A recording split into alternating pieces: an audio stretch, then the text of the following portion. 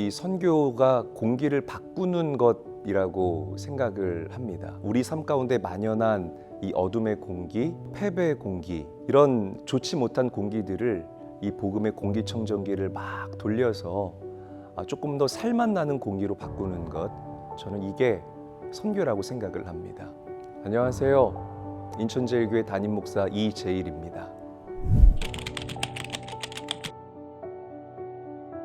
선교는 하나님의 소원이다라고 정의를 내리고 싶어요. 이 세상을 지으신 전지하시고 전능하신 하나님께 무슨 소원이 있겠느냐라고 우리가 흔히 생각할 수 있겠지만, 하나님께서는 우리 사람을 지으실 때 자유의지를 주셨습니다. 그래서 우리의 이 의지를 가지고 하나님의 소원을 이루어드리고, 그리고 하나님을 기쁘시게 해드릴 때에 하나님께서는 영광 받으시고 또 가장 기뻐하세요. 이렇게 생각해 볼 수가 있겠네요. 이 자녀가 어릴 때, 즉 성숙하지 못할 때의 이 자녀들은 본인만 생각하게 되죠. 모든 것이 내 위주이고 내 마음대로 하려고 한다라는 거예요. 그런데 이 자녀가 성숙해지면 성숙해질수록 자녀는 부모를 헤아리고 부모의 뜻을 깊이 이해하는 사람들로 자라난다는 겁니다. 그러니까 마찬가지예요. 믿음의 사람들도 점점 더 성숙해져 갈 때 우리의 자유의지로 하나님을 기쁘시게 해드릴 수 있다는 것, 하나님의 소원을 이루어드릴 수 있다는 것, 저는 이게 바로 선교의 시작점이라고 생각을 합니다.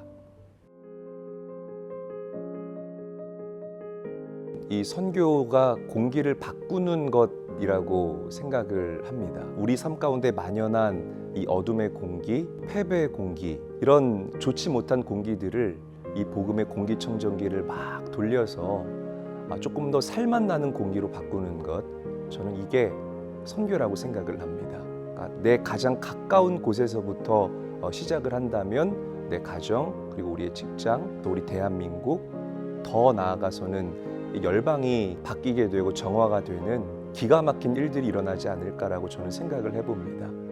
사무엘상 17장 한번 우리가 묵상해 보면 다윗과 골리앗의 이야기가 등장을 하게 돼요. 우리는 골리앗이 이스라엘을 조롱할 때에 이스라엘 군대들의 그 마음이 꺾이는 모습을 만나볼 수가 있습니다. 한번 상상해 보세요. 그 이스라엘 진영의 공기가 그 당시 어땠는지. 굉장히 무겁고 또 굉장히 어두웠을 거라는 거죠. 그런데 이 무겁고 어두운 공기를 단숨에 바꿔버리는 한 사람이 등장합니다. 그 사람이 바로 하나님의 사람 다윗이라는 거예요. 다윗이 골리앗을 쓰러뜨리니까 이스라엘 진영의 무거운 공기가 살맛 나는 공기로 바뀌고 승리의 공기로 바뀌는 모습을 우리가 만나볼 수 있다는 거죠.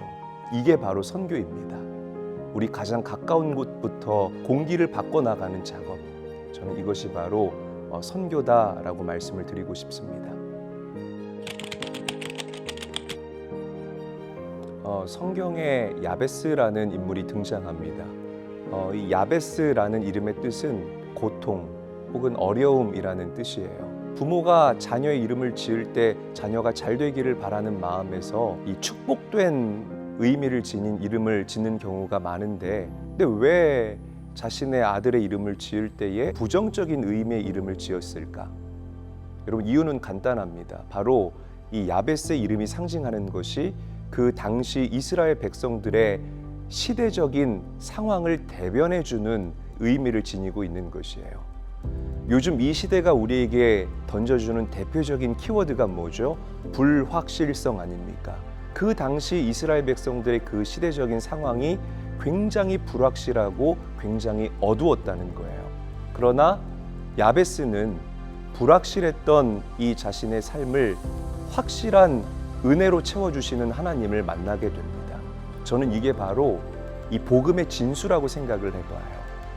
기독교 신앙은 불확실성이 가득한 내 삶을 확실한 진리 되신 예수님으로 채워나가는 것, 어두운 내 삶을 주님의 밝은 빛으로 조명해 나아가면서 더욱더 선명하고 뚜렷하게 만들어 나가는 것, 그래서 내 삶을 예수님과 동행하면서 주님 주시는 은혜로 풀어나가는 것이라고 생각을 합니다. 역대상 4장 10절 말씀을 보게 되면 야베스가 하나님께 아뢰다라고 기록하고 있어요.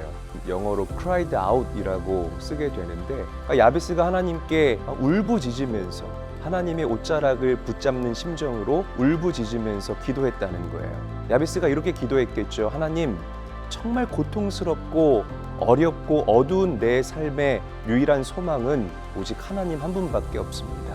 이 폭 좁은 나의 삶의 지경을 하나님께서 넓혀주세요. 자, 그러자 하나님께서 이 야베스의 기도에 응답하기 시작합니다. 고통스러웠던 그의 삶을 확실한 삶으로, 또 야베스의 삶의 지경을 넓혀주셨다라는 거죠. 4차 산업혁명 시대를 사는 우리의 삶에 대안이 무엇이고 돌파구가 무엇입니까? 라고 질문을 하신다면 우리 삶의 해답, 그리고 대안은 오직 예수 그리스도이다 라고 말씀을 드리고 싶어요. 2000년 이 역사 가운데에서 그 과거의 어려움, 어두움, 또 무거움 가운데에서 유일한 돌파구와 또 대안을 제시한 분은 오직 예수 그리스도밖에 없었습니다.